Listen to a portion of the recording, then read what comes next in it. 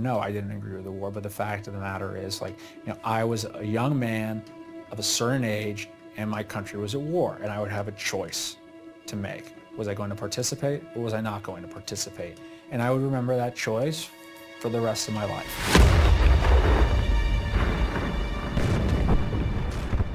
The invasion of Iraq brought Saddam Hussein's brutal regime to a swift end.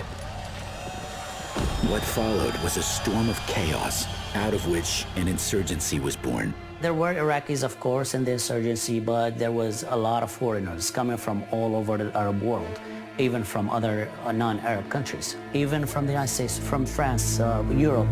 Among those vying for power, one Jordanian man stood out. His name was Abu Musab al-Zarqawi. Al-Zarqawi is a product of the Jordanian prison system, who had a dream of establishing a new caliphate, and he was bound and determined to do it.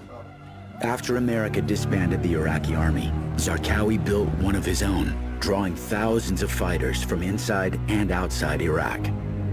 The violence that Zarqawi preached was so appealing that people would come from all over the world to do the most horrendous and brutal things to people. It was a daily scene when you go out and see bodies dumped in the trash. They tied the kids into rocks and they throw them in the river. They cut their heads. It was horrible. You're either with them or you're against them. If you're not with them, or if you don't financially support them, you're dead by all means. Zarqawi called his group Al-Qaeda in Iraq. Today we know them as ISIS.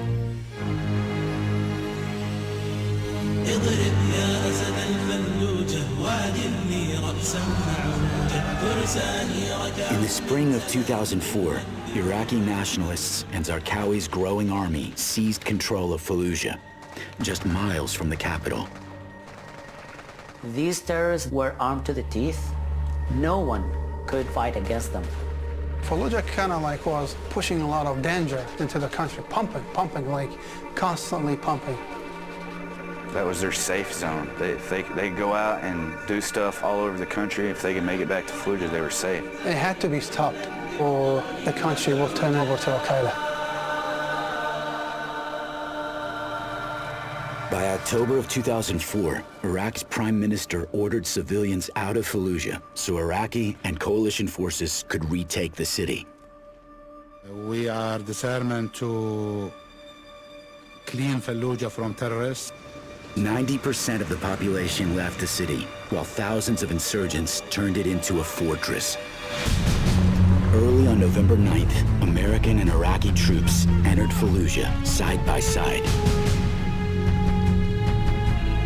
The next 6 days would be among the bloodiest in half a century.